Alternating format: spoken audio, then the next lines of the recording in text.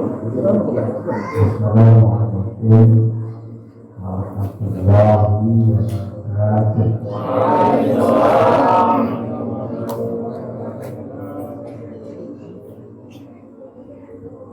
Bismillah walhamdulillah Allahumma shalli wa sallim wa barik ala sayyidina Muhammad bin Abdullah wa ala alihi wa ashabihi wa atba'ihi wa man tabi'ahu wa tawalla. Allahumma ja'alna minas tawwabin waj'alna minal mutatahhirin waj'alna minal mukhlisin waj'alna min ibadikas shalihin. Amin ya rabbal alamin. Hadirin sidang jamaah pengajian rahimahullah. Selesai ucapan puji dan syukur diserahkan kehadirat Allah Subhanahu wa taala. Dengan yang kedua, rahmat dan sejahtera sama-sama kita ucapkan, dan kita mengucapkan keharibaan Nabi besar Muhammad sallallahu alaihi wasallam, berikut kepada seluruh keluarganya, para sahabatnya, dan segenap kerabat-kerabatnya. Dan saya mengucapkan kepada seluruh ibu-ibu, bapak-bapak, saudara-saudara sedang jemaah pengajian, mudah-mudahan kita selalu berada di dalam ampunan dan perlindungan Allah Subhanahu wa taala. Amin ya rabbal alamin.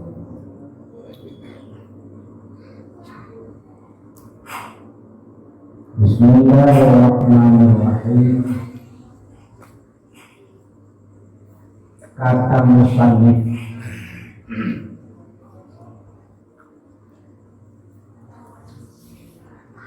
kata musannif wa qiyamuhu ta'ala binafsihi, artinya yang kelima daripada sifat yang wajib bagi Allah Ta'ala itu qiyamuhu binafsihi, artinya berdiri Allah Ta'ala dengan sendirinya Allah.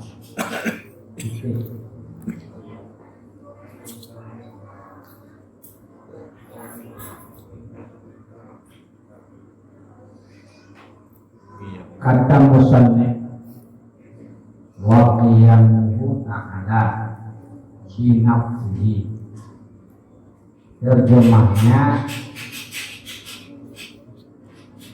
berdiri ya Allah Ta'ala dengan sendirinya. Sifat yang wajib, sifat yang wajib bagi zat Allah yang kelima, namanya bahasa Arab qiyamuhu binafsihi. Bahasa kita berdiri Allah dengan sendirinya. Qiyamuhu berdiri binafsihi dengan sendirinya Allah. Maknanya bagaimana? Makna apa? Makna qiyamuhu binafsihi. Makna apa? Makna berdiri dengan sendirinya Allah. Bagaimana pemahaman? Allah berdaya tidak membutuhkan kepada makhluknya. Tidak terikat. Allah tidak berdaya terikat. Tidak butuh kepada makhluknya. Selalu butuh jawabannya. Ini ada ini benar atau tidak? Kami ceramah.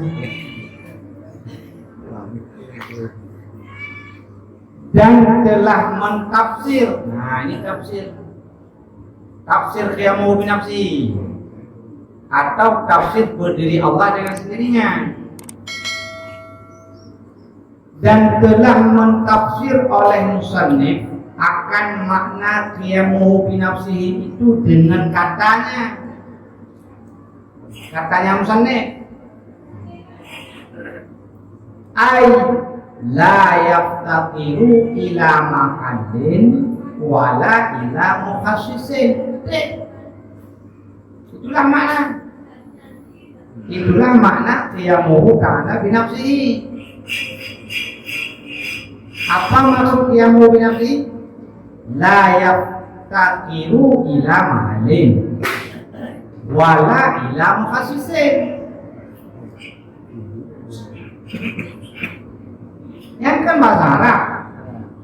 Apa terjemahnya? Artinya tiada berkehendak ia Allah kepada zat dan tiada berkehendak ia Allah kepada fa'il yang menjadikan dia Allah. Tidak. Nah betul lagi yang kedua. Ada benar seperti dengku ini jawab besar.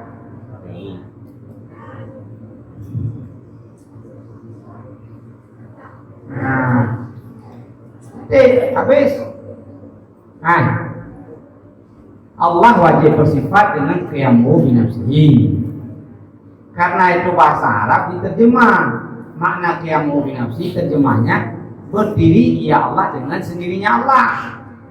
Apa makna qiyamuhu binafsihi? Jawab, la yaftaqiru ila mahallin wa la yaftaqiru ila mu'assisin. Apa makna berdiri Allah dengan sendirinya? Jawab, tiada berkehendak ia Allah kepada zat dan tiada berkehendak ia Allah kepada fa'il yang menjadikan dia Allah.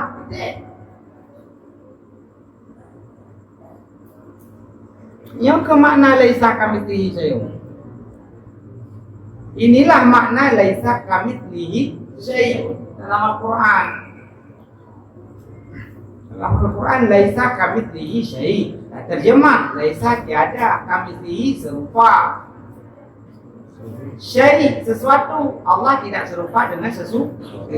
Itu bahasa Al-Quran.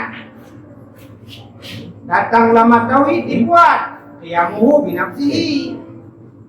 Berarti makna laisa kamitslihi syai', qiyamuhu binafsihi. Apa makna qiyamuhu binafsihi atau apa makna laisa kamitslihi syai'?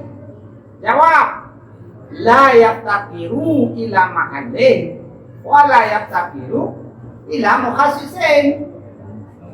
Karena diberi makna dengan bahasa Arab, diterjemah lagi. Apa makna qiyamuhu binafsihi? Apa makna laisa kamitslihi syai'un? Apa makna berdiri Allah dengan sendirinya? Jawab,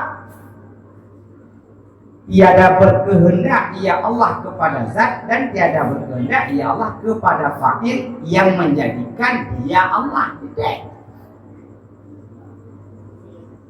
Yang belum penjelasan, belum uraya. Tidak.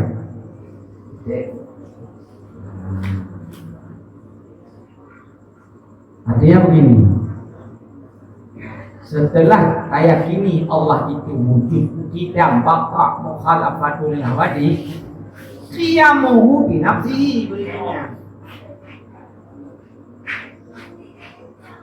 Sebenarnya setelah meyakini Allah itu wajib ada, tidak baqa, mukhalafah lil hawadith, sudah pasti qiyamuhu binafsihi. Kan? Pasti. Setelah meyakini Allah itu ada bersifat hidam, ada Allah bersifat baqa. Dengan kidam baqa sudah Allah mukhalafah lil hawadits. Berbeda Allah Ta'ala dengan semua yang baru. Dengan kidam baqa. Dengan kidam baqa tanpa ditambah mukhalafah lil hawadits sudah berbeda Allah dengan semua yang baru. Karena sesuatu selain Allah itu enggak kidam, enggak baqa. Ditambah lagi dengan zat Allah yang wajib ada bersifat dengan qiyamuhu binafsihi. Berdiri Allah dengan sendiri. Tidak membutuhkan, tidak berkehendak. Tidak berkehendak ia Allah kepada zat. Zat apa? Atas nama zat. Masuk tempat nanti. Tempatkan zat. Mahallin bahasa Arab, bahasa kita adalah tempat zat. Tidak butuh Allah kepada tempat. Wala mukhassisin, dan tidak butuh atau tidak berkehendak ya Allah kepada mukhassis. Mukhassis maknanya Fa'il, apa fa'il? Zat yang menjadikan dia Allah, nggak butuh Allah. Karena Allah ada bersifat tidak. Karena Allah ada bukan didahului oleh tiada. Jadi nggak butuh zat lain untuk mengadakan Allah.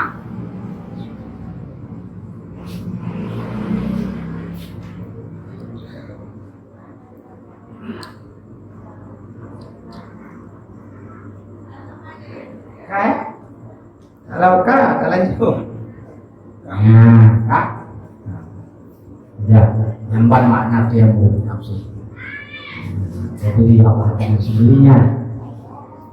Kalau tidak ditafsir oleh musannif dengan la yaqtiru ila mahallin wala muhaddisin, terbayang Allah berdiri dengan sendiri. Pasti Allah berdiri sendiri, nggak butuh kawan. Mana terpaham? Berdiri seperti berdiri kita, nggak butuh kawan. Kan begitu makna berdiri dengan sendirinya. Nggak butuh dipegang sama orang, nggak pakai tongkat. Maka ditafsir oleh ulama makna dia mau binafsi la yaqtiru ila mahallin wa la yaqtiru ila muhaddisin. Allah zat yang wajib ada, tidak butuh kepada zat yang lain selain zatnya Allah. Zat Allah yang wajib ada, tak butuh kepada yang menjadikannya Allah. Nggak butuh. Nah, tak ikat. Mesti demikian kita melihat ini. Nah, maka lazim dengan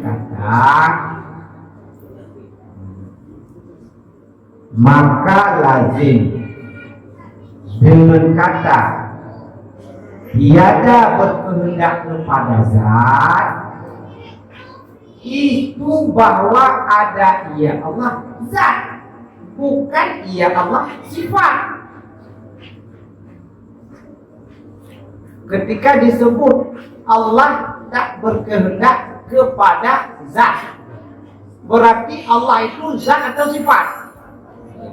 Zat, bukan sifat.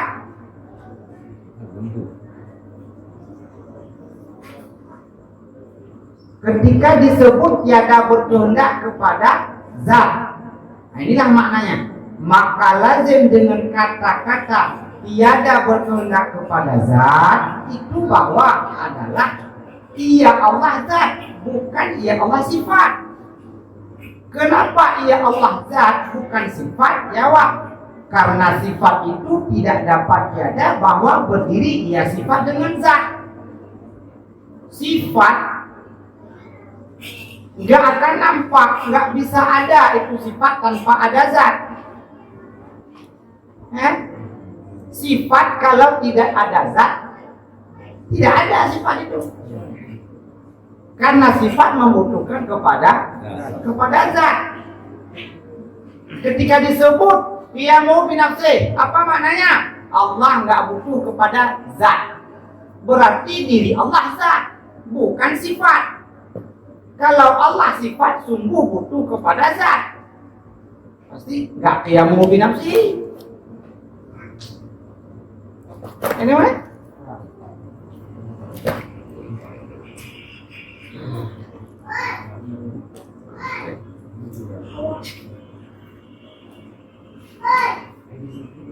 Kamu lihat yang macam.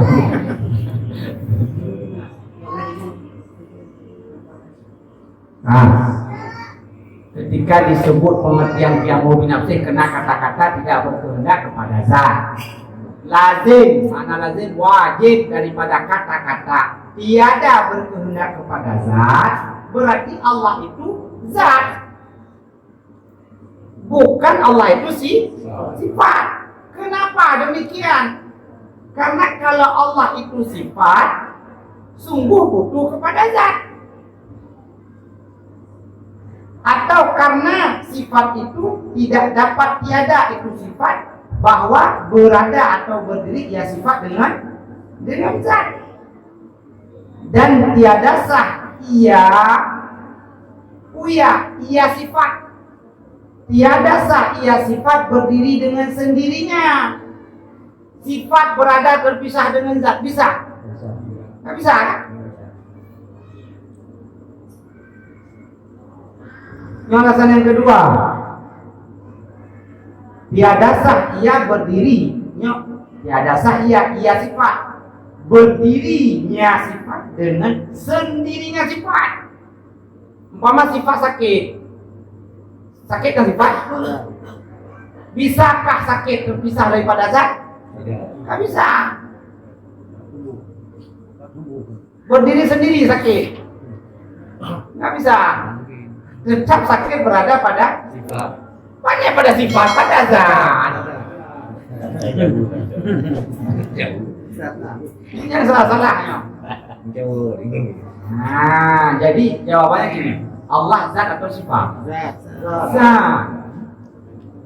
Mana terpaham kalau Allah itu ada zatnya? Jawab, kalau Allah bukan zat berarti sifat. Kalau sifat butuh kepada zat, nggak bisa sifat berdada dengan sendirinya sifat. Kan nggak mungkin. Berarti Allah zat, maka zat tak butuh kepada zat. Zat Allah tak butuh kepada zat yang lain. Nah, itu namanya qiyamu binafsi yang pertama. Allah zat, ya, ada zat Allah. Bagaimana sifat zat Allah? Tidak butuh kepada zat yang lain. Maka bahasanya berdiri dengan sendirinya. Tak butuh kepada zat yang lain. Jangan Anda coba membayang bagaimana zat Allah itu tidak butuh kepada itu, nggak dapat. Kepala kita nggak dapat. Yakini saja kalau zat Allah itu tidak butuh kepada zat lain, selesai masalah tauhid. Tapi kalau kita bayangkan gimana zat nggak butuh kepada yang lain, sama bodoh nanti kita. Itu tauhid itu bukan tauhid ini, yang tauhid salah. Ketika membayangkan zat Allah ada tak butuh kepada yang lain kecuali zatnya Allah itu ada. Susah kita temukan. Tetapi memahami zat Allah tidak butuh kepada yang lain itu bisa kita pahami. Kata-kata itu kan bisa kita pahami. Tapi jangan coba bayang bagaimana hakikat zat Allah tidak butuh kepada zat yang lain. Jangan coba bayangkan. Kalaupun dibayangkan nggak dapat. Kalaupun dapat salah. Kalau udah salah dosa. Kalau ada dosa, mulakan. Jadi coba-coba. Cukup hanya di zat Allah ada, tak butuh kepada zat yang lain. Itu selesai. Sudahkah dikatakan orang itu beriman? Sudah. Ini kan tugas kita meyakini saja, mengakui, mengimani saja, selesai. Nah, ini satu. Jadi Allah itu zat, tak butuh kepada zat yang lain. Bukan Allah itu sifat. Karena kalau sifat butuh kepada zat. Kenapa butuh kepada sifat? Kenapa sifat butuh kepada zat?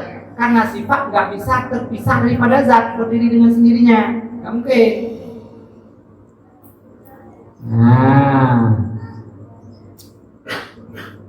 coba. Nah, sama ada sifat kadim atau sifat yang baru. Tidak. Baik sifat yang bersifat dengan kadim yakni zat Allah, ataupun yang bersifat dengan baharu kita atas nama sifat tetap membutuh kepada zat.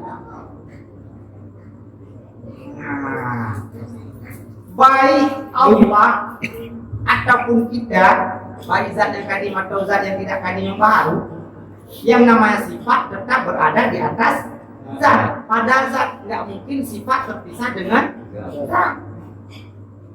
Pada kita juga demikian. Sifat kaya mungkin kaya sendiri tanpa ada orang. Gimana ada bilang cukup kaya? Siapa kaya? Pokoknya cukup kaya. Kan nggak mungkin. Tetap nisbah kaya kepada seseorang. Nggak mungkin sifat kaya terpisah dengan zat orangnya. Nggak mungkin. Nggak ada kejadian itu. Nggak ada kejadian. Semua sifat.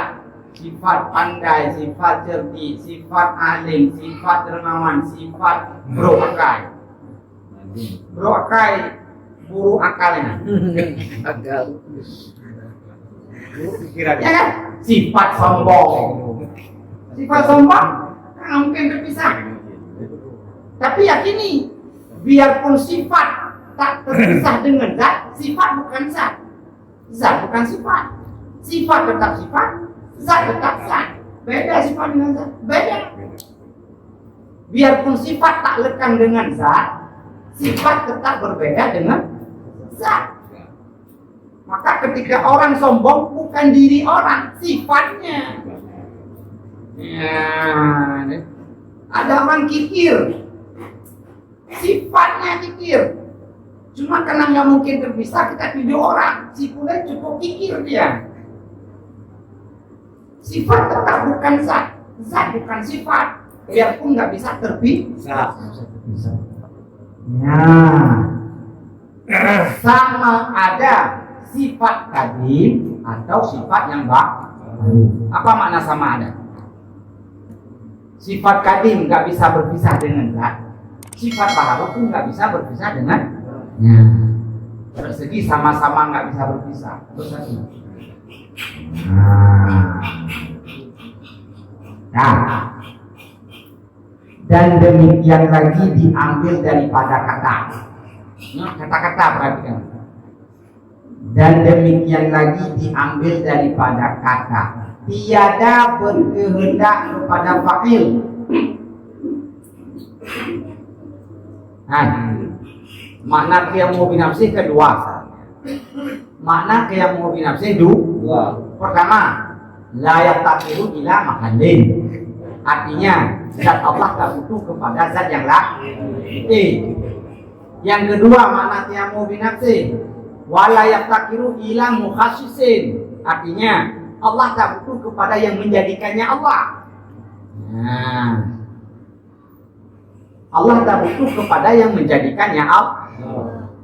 Maka dijelaskan di sini. Demikian lagi diambil paham daripada kata. Kata apa? Tiada berkehendak ia Allah kepada fa'il itu lazim ia qadim, bukan ia baru. Lazim ia zat Allah qadim, bukan baru. Kenapa? Kenapa wajib kadim kalau nggak membutuhkan kepada yang menjadikan? Hah? Sudah siap. Hah? Hah? Itulah. Karena memang kadim. Kalau kadim, maknanya tidak pernah zat itu didahului oleh dia. Ya. Ada terus kalau kita mundur ke belakang. Kapan ada? Nggak ada kapan. Ada terus. Sampai kapan ada? Nggak ada sampai kapan. Terus ada. Kalau terus ada, untuk apa membutuhkan yang menjadikan? Memang sudah ada. Tahsilul hasil dalam bahasa Arab, menghasilkan perkara yang sudah hasil. Untuk apa? Maka ketika dikatakan qiyamu binafsi, maknanya yang kedua, la yaqtaqiru ila muhassisin, tak butuh ia Allah kepada yang menjadikan. Lazim dengan kata-kata tersebut zat Allah bersifat qadim, bukan zat Allah bersifat baru. Betul. Kenapa demikian? Kenapa lazim dengan kata-kata tidak butuh ia Allah kepada yang menjadikan, lazim qadim dan bukan baru? Jawab. Karena yang berkehendak kepada fa'il itu segala yang baru. Karena yang membutuhkan kepada yang menjadikan itu adalah yang baru. Yang baru butuh kepada yang menjadikan. Butuh. Makna butuh tak akan ada tanpa ada yang mengadakan. Yang mengadakan itulah mukhassis. Kalau Allah ada perlu kepada yang mengadakan, berarti zat Allah baru. Berubah dari tidak ada menjadi ada. Ini alasan kenapa makna qiyamu binafsi yang kedua, la yaqtaqiru ila muhassisin, tidak butuh ya Allah kepada yang menjadikan. Jawab. Karena dengan kata-kata tidak butuh kepada yang menjadikan, lazim zat tersebut bersifat idam, tidak membutuhkan kepada yang menjadikan. Bukan zat itu bahak. Kenapa demikian? Jawab. Karena kalau yang berkehendak kepada fa'il itu bahasa Arab fa'il panjang di fa yang kerja. Si fa'il yang kerja. Ya, isim fa'il boleh, isim fa'il. Nama yang pekerja. Contoh lain, contoh lain. Duduk kerja. Orang yang duduk isim fa'il jalisun panjang dia. Nah, kalau jalisun maknanya orang yang duduk. Ulang.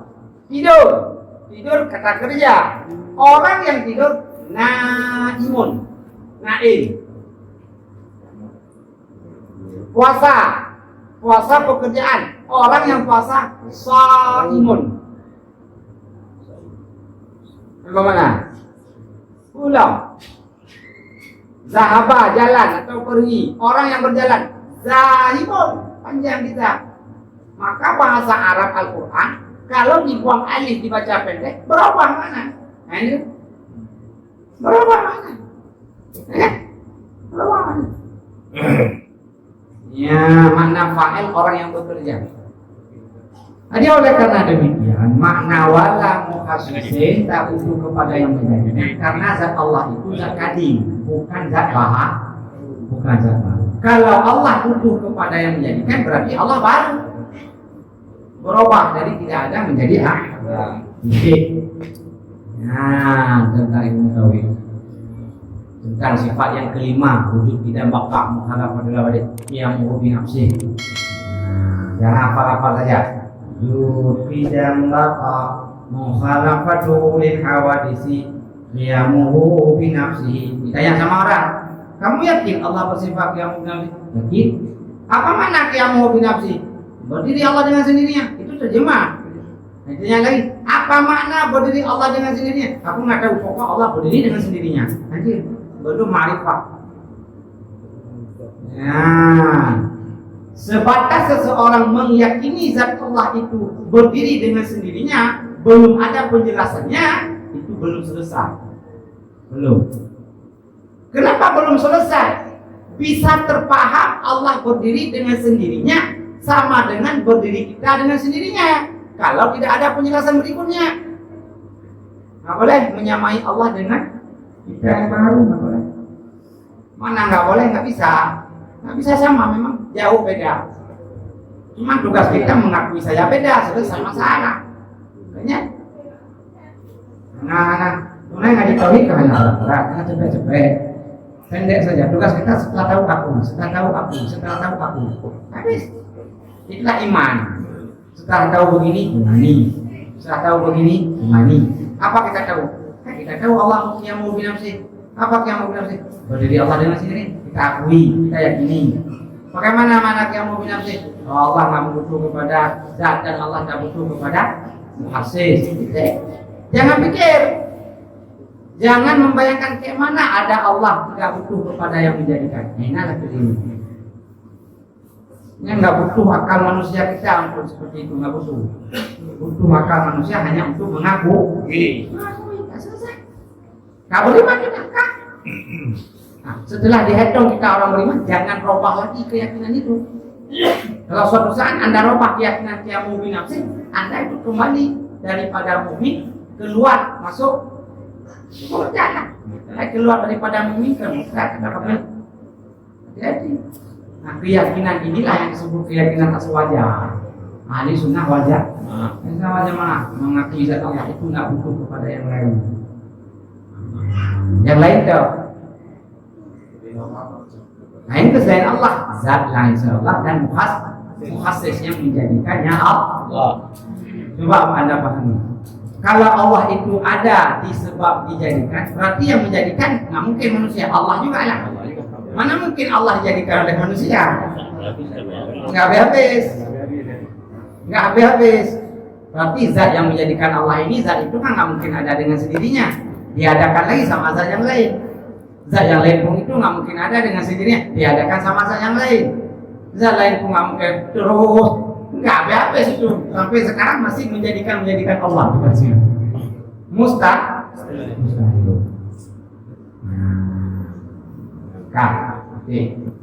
Satu tafsir. Yang penting makna tafsir, bukan makna terjemah. Kalau terjemah makna loghat. Terjemah makna loghat. Nggak boleh hanya sebatas makna loghat, makna bahasa. Tapi mesti makna tafsir, makna murad, makna maksud. Satu. Dan tafsir qiyamuhu ta'ala binafsihi, dengan tiada berkehendak kepada tiap-tiap daripada mahal dan mukhasis. Itu tafsir yang kedua. Tafsir yang kedua dari apa? Dari kalimat qiyamuhu ta'ala binafsihi. Jawab. Dan tafsir qiyamuhu ta'ala binafsihi, dengan apa ditafsir? Dengan tiada berkehendak ya Allah kepada tiap-tiap daripada mahal dan tiada berkehendak ya Allah kepada mukhasis. Itu istilah bagi setengah mutakallimin. Rupanya itu tafsir yang seperti tadi itu hanya istilah sebahagian mutakallimin, ahli kalam, sebahagian ahli tauhidnya mutakallimin, orang ahli ilmu tauhid. Jadi kalau ditanya bagaimana sebahagian ahli orang tauhid memberi makna qiyamuhu binafsihi, jawab la yaftakiru ila mahallin wa la yaftakiru ila muhassis. Tidak butuh ia Allah kepada zat lain dan tidak butuh ia Allah kepada mukhasis yang menjadikan dia Allah. Tafsir seperti itu sebahagian daripada istilah mutakallimin. Jadi bukan semua. Bukan semua. Cuma yang lain bagaimana?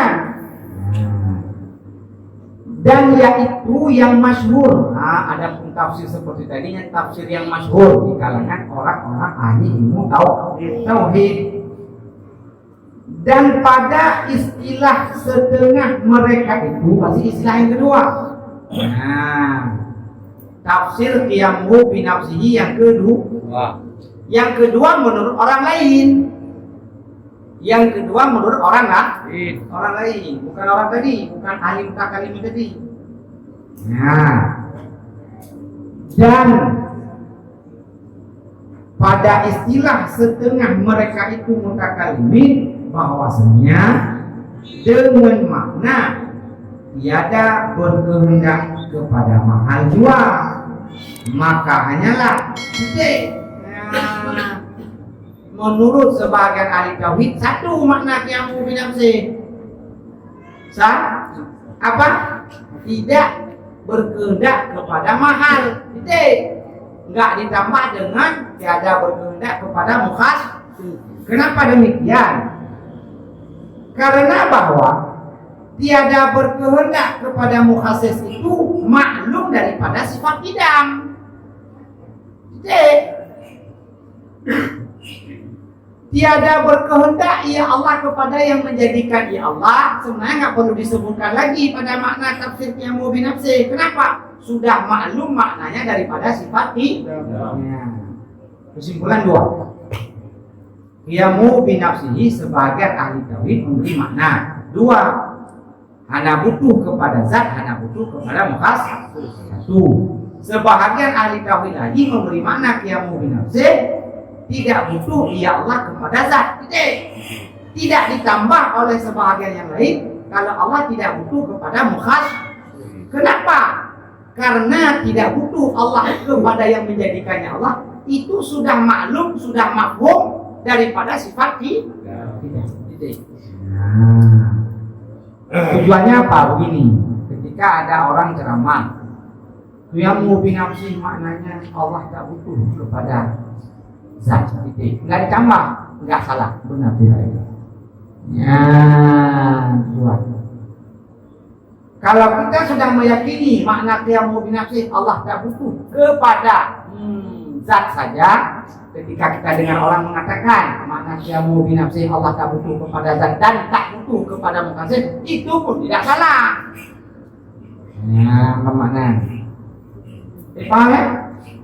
Gimana Pak? Yang salah yang mana-mana? Yang mentafsirkan oleh sebahagian orang di luar daripada yang luar tadi, nah itu salah.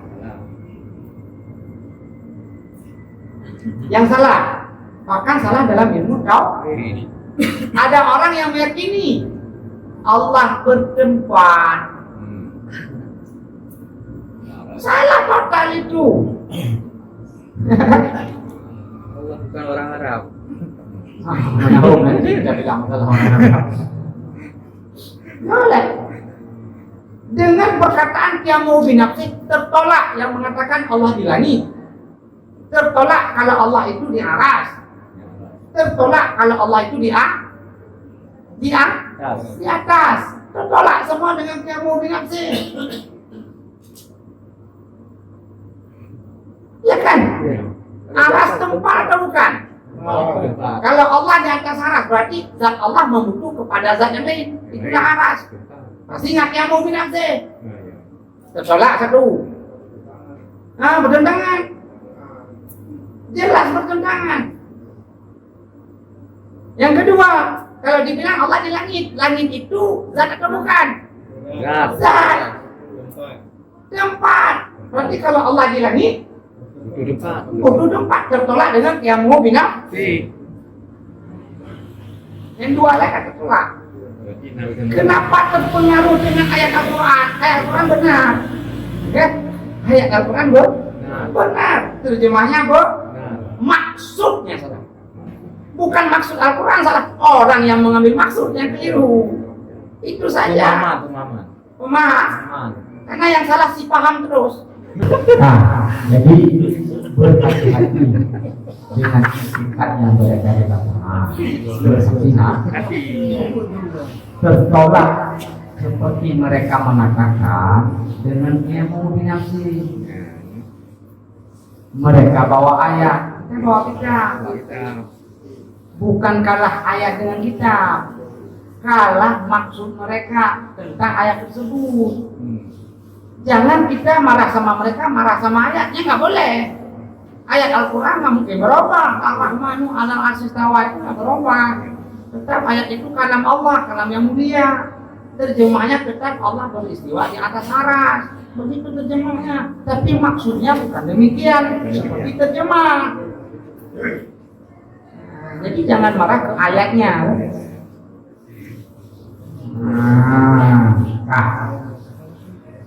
Ketahui olehmu bahwa segala maujudat itu dengan nisbah kepada mahal dan nisbah kepada mukhassis itu 4 bahagi. Ingat. Nah, yang nggak dibagi. Sebenarnya tafsir laisa kamitslihi syai'. Nah, ketahui olehmu. Ini kita ini. Apa ketahui olehmu? Bahwa segala Maujudat yang masyarakat bahasa kita segala sesuatu yang ada. Maujud. kalau nisbah sesuatu yang ada kepada mahal dan kepada mukhassis terbagilah 4 bahagi. Berarti nggak masuk Allah. Allah kan ada juga. Kita juga ini ada yang selain Allah. Maujudat ini selain Allah. Yang dikaitkan dengan butuh kepada zat dan butuh kepada mukhassis yang menjadikan terbahagilah yang ada itu kepada 4. Berarti yang mana? Jangan bukan maksud Allah ini. Karena Allah bukan nisbah kepada butuh kepada zat dan butuh kepada mukhassis. Nyo bicara maujudat yang nisbah kepada mahal dan kepada mukhassis. Itu 4 bahagi. 1 bahagi yang pertama. Satu bahagi tiada berkehendak ia kepada mahal. Nah, bahagian yang pertama dia nggak butuh kepada mahal. Dan tiada berkehendak ia kepada mukhassis. Nah, maujudatnya umum artinya. Maujudat ini umum nilai ya. Maujudat yang bahasa Arab tersebut ada langsung semua dulu. Ya, baru terbagi empat. Yang pertama, bagian pertama yakni tiada berkehendak ia kepada mahal dan tiada berkehendak ia kepada mukhassis. Mana itu? Yaitu zat Allah Ta'ala dan yang ke zat Allah Ta'ala yang hanya butuh kepada mahal, hanya butuh kepada mukhassis. Satu. Yang kedua, satu bahagi berkehendak ia kepada keduanya. Satu bahagi lagi berkehendak ia kepada keduanya. Keduanya mana? Keduanya mahal dan keduanya mukhassis. Mana contohnya? Yaitu arat, sifat. Arat itu sifat segala yang baru. Sifat segala yang baru. Sifat malaikat, sifat para rasul, sifat manusia kita biasa, sifat makhluk Allah umpama binatang. Sifat-sifat itu membutuhkan kepada butuh kepada mahal, yakni tempat atau zat, dan butuh kepada yang menjadikan. Ini bagian yang kedua. Yang ketiga, bagian yang ketiga, satu bahagi lagi tiada berkehendak ia kepada mahal dan berkehendak ia kepada mukhassis. Zat ya butuh, tapi butuh kepada mukhassis yang menjadikan. Mana dia?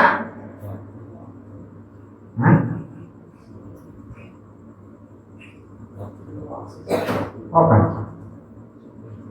Tiada berkehendak ia kepada mahal dan berkehendak ia kepada mukhassis, dan yaitu zat segala yang baru. Zat kita ada butuh kepada zat yang lain. Butuh. Iya. Zat tanya, zat kita. Oh, zat kita butuh. Nah, nyozat. Saya nak butuh kepada zat beliau. Yang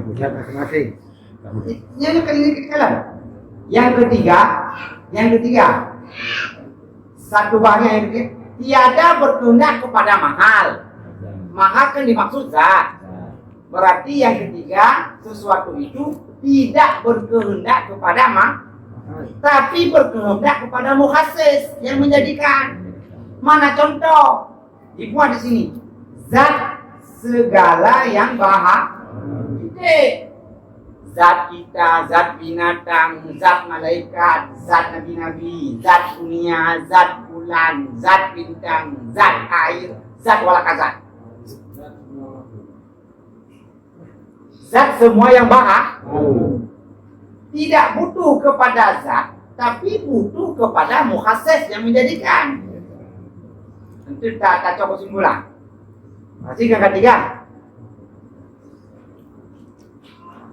Yang keempat, dan satu bahagi lagi, berdiri ia satu bahagi dengan mahal, berarti berdiri dia kepada zat, dan tiada berkehendak ia kepada mukhassis. Mana dia? Yaitu sifat Allah Ta'ala.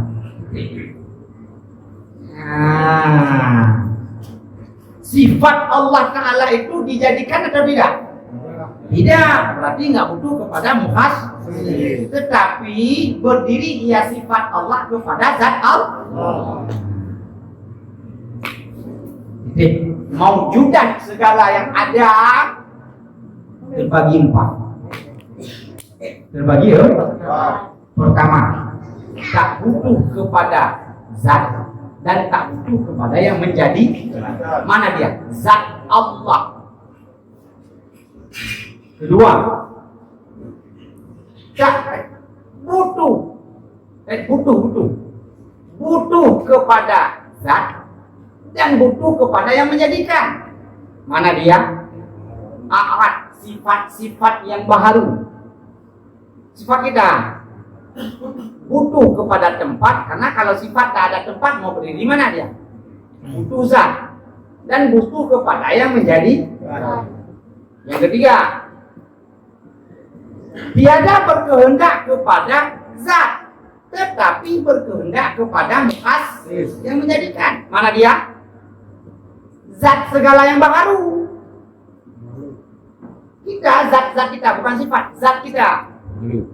Kalau sifat kita butuh kepada dua, butuh kepada zat, butuh kepada yang menjadi zat kita. Zat segala yang baharu kan bukan Allah berarti.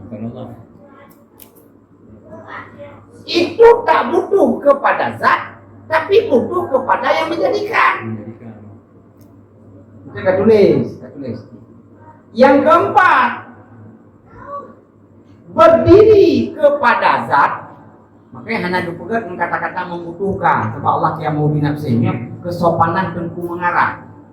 Dibuat kalau sifat Allah itu bukan membutuh kepada zat sifat Allah, tapi berdiri sifat Allah kepada zat Allah. Tapi sifat Allah itu tak butuh kepada yang menjadikan. Kuasa, contoh, Allah bersifat kuasa atau tidak? Ya, kuasa Allah itu diberi kuasa oleh zat yang lain atau memang sudah bersifat kuasa?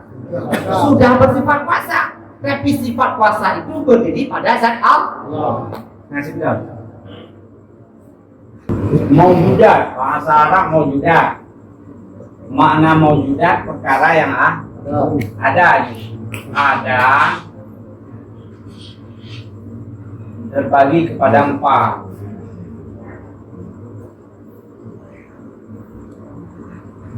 Terbagi kepada 4 ada ini kalau nisbah kepada mahal dan mukhasis. Makna nisbah kalau kita kaitkan dengan masalah membutuh kepada zat dan membutuh kepada yang menjadikan, maka ada ini terbagi 4. Kalau ada dihubungkan dengan yang lain mungkin lain lagi terbagi nanti. Ya.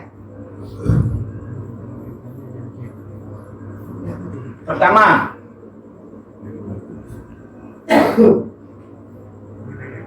saya kasih kode mentah.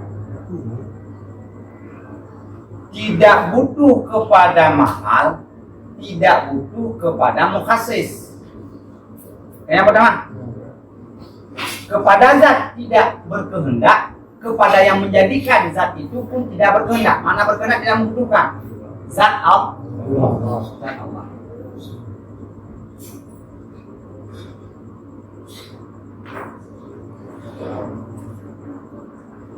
Yang mengatakan yang dibilang di aras itu zat Allah atau asma Allah, nanti beda. Dalam ayat bukan zat Allah, Ar-Rahman. Ar-Rahman kan nama kan? Sifat Rahman kan? Kalau sifat Rahman Allah ada di atas aras belum bermasalah. Tapi kalau lihat ini zat Allah di atas aras, ini yang bermasalah. Padahal bukan zat Ar-Rahman, Ar-Rahmanu 'alal 'arsy istawa. Waktu diterjemah Allah berada di atas aras. Mana ditulis Allah 'alal 'arsy istawa? Kan bukan lafaz Allah dibuat. Lafaz Rahman kan? Namanya nggak keliru sebenarnya. Dari sisi memberi makna pun sudah keliru. Kecuali dibuat dalam ayat ini. Allahu 'alal 'arsy istawa. Kalaupun ada Allah ke nama. Alif lam ha. Ke nama.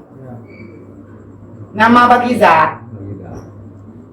Kecuali langsung dibuat dalam ayat Zatullahi 'alal 'arsy istawa. Ya, baru nggak boleh diingkari begini. Kalau dibuat dalam ayat Zatullahi 'alal 'arsy istawa.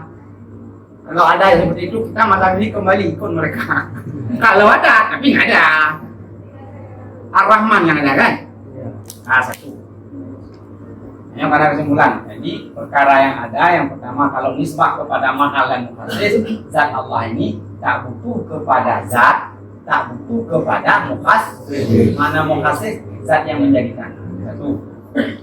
Yang kedua, butuh kepada dua-dua. Kepada zat butuh, kepada mukhasis butuh. Sifat segala yang baharu. Pasti nggak masuk zat. Belum masuk zat ki. Sifat segala yang baharu. Baharu kan bukan kadim.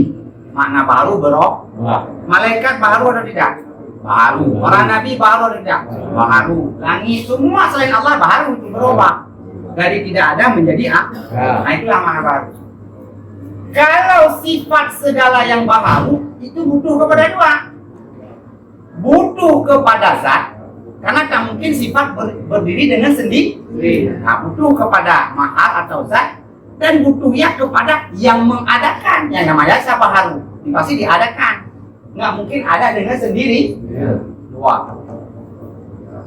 Yang ketiga, sesuatu yang ada itu tiada butuh kepada zat, tapi butuh kepada mukhasis yang menjadi. Sinilah baru masuk zat segala yang baru. Yang baharu.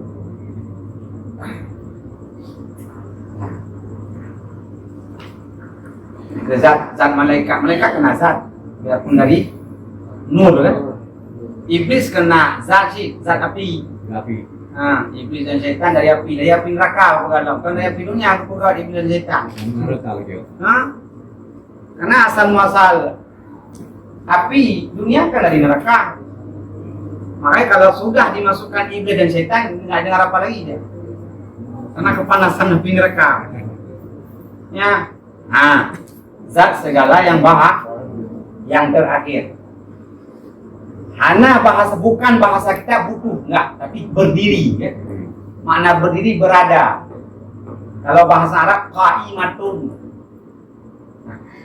Berada kepada zat tetapi tidak menghendaki membutuh kepada mukhasis yang menjadikan sifat Allah. Ya.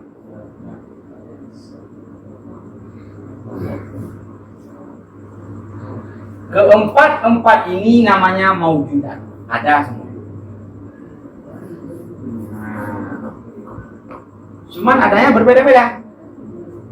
Ada yang ada tak butuh kepada zat, tak butuh kepada yang menjadikan Allah. Ada yang ada butuh kepada zat, butuh kepada yang menjadikan. Sifat segala yang baru. Ada yang ada tak butuh kepada zat yang lain, tapi butuh kepada mukhasis yang menjadi.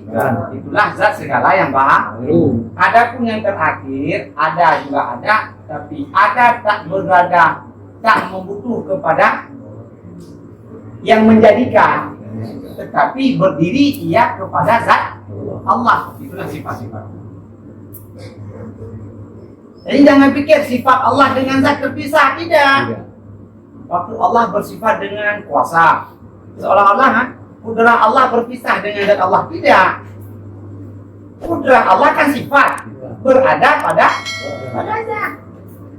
Bukan membutuhkan bahasa kita, berdiri pada zat. Maka ketika orang mengatakan idza arada syai'an ayakuna lahu kun fayakun, ketika Allah ingin berkehendak menjadikan sesuatu, Allah berkata kun. Seolah-olah dengan kata-kata kun Allah menjadikan. Dengan kata-kata kun. Padahal yang menjadikan kan zat Allah, bukan kunnya yang menjadikan. Salah itu maknanya.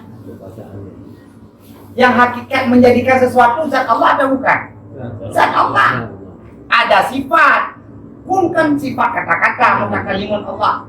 Maka kalau ditafsirkan ayat tersebut, ingin jadi ini kun, ingin jadi itu kun. Salah pemahaman itu. Bukan ayat salah. Siapa salah? Si paham yang salah. Enggak ada salah orang, yang salah si paham tuh. Hai salah paham. Salah paham. Yang Ya kan nggak paham. Maujudat itu terbagi kepada kalau dinisbah kepada mahal dan kepada mukhassis. Jangan susah-susah, mahal itu zat, mukhassis itu yang menjadikan. Yang mana itu?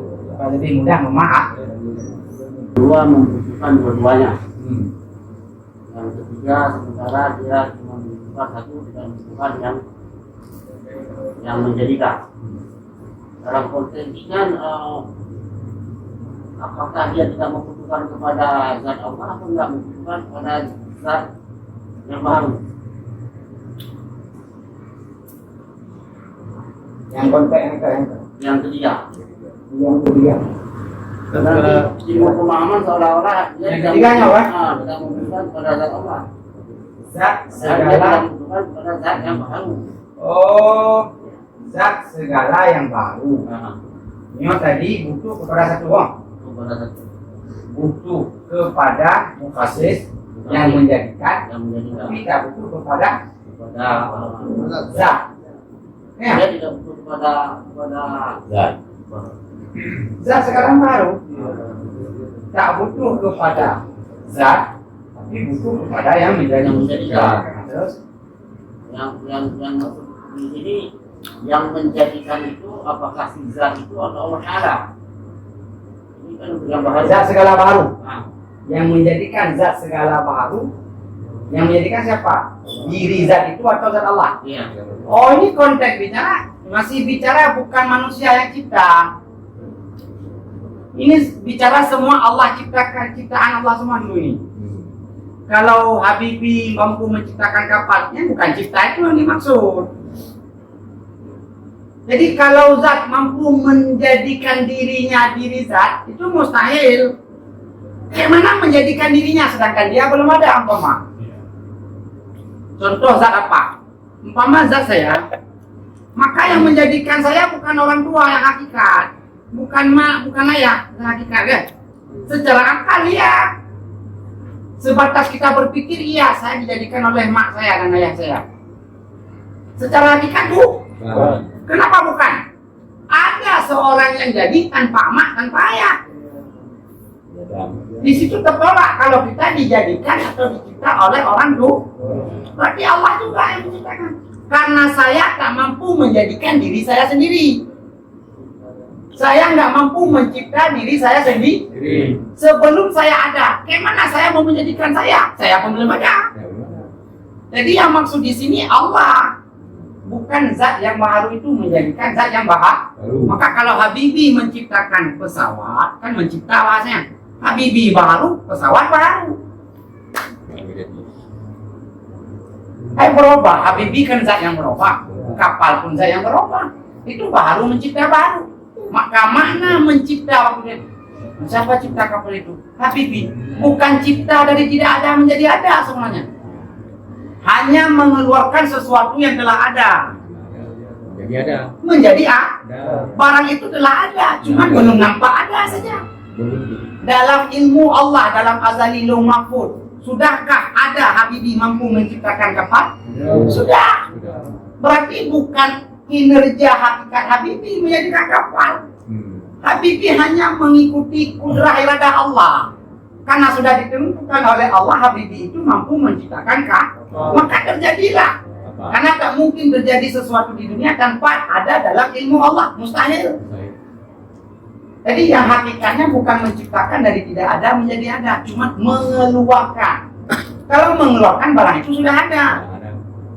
Nah ini kan, jadi kesimpulan tentang hal yang ketiga, kalau terpaham, karena zat segala yang baru hanya butuh kepada mukhassis yang menjadikan, tapi tidak butuh kepada zat. Mana tidak butuh kepada zat? Mana tidak butuh kepada zat? Tidak berkehendak kepada zat. Zat manusia bukan zat manusia yang menciptakan. Makanya bukan makan zat. Air mani kan zat. Pasti hakikat Allah. Secara akal yalah, mana mungkin kita bilang aku bukan dijadikan oleh makhluk. Salah dengan syariat. Dengan hakikat benar. Ya, misal ada anak kan nggak mengakui itu orang tuanya, itu maknya. Salah atau tidak? Salah dari sisi apa? Dari sisi syariat salah. Dari sisi hakikat benar Allah yang menjadikan. Jadikan tuh. Nah, ini bicara keyakinan, belum bicara fikih. Kalau orang anak nggak menerima ayah dan mak itu bicara fikih, nanti berdosa dia. Dosa dia. Secara hakikat bukan mak dan ayah yang menjadikan. Allah. Mak kan zat juga, ayah zat juga. Zat nggak mampu menjadikan zat. Nggak mampu. Ini menjadikan dari tidak ada menjadi apa? Ya. Berarti mak ayah hanya mengeluarkan sesuatu itu telah ada. Di mana ada? Dalam ketentuan Allah. Proses. Proses. Jadi kira-kira lu cik udah Bang Wahabi. Gitu. Kamu bayangkan apa? Ini yang maknai hana butuh kepada zat, hana berkehendak kepada zat, bukan zat itu yang mengeluarkan zat. Yang hakikatnya bukan zat yang menciptakan zat. Hai zat baru bukan menciptakan zat baru. Yang makna ji. Yang oh. Karena masalah. Iya. Yang kata bagi mati memang kalau kita bagi bukan memang itu. Yang gitu ya.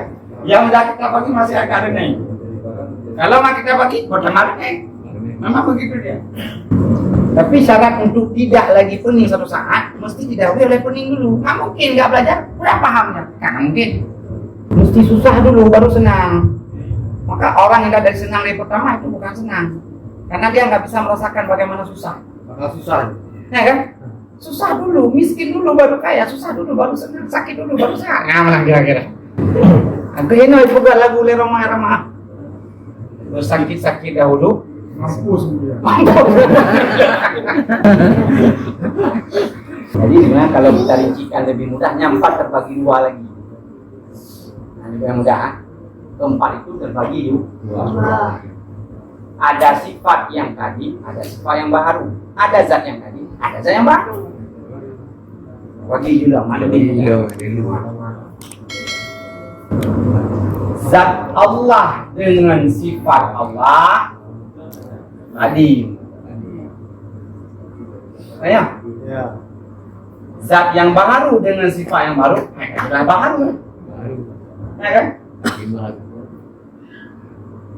Balik dari 4 ini terbagi 2 kadim, 2 baru. Zat Allah dan sifat Allah kadim.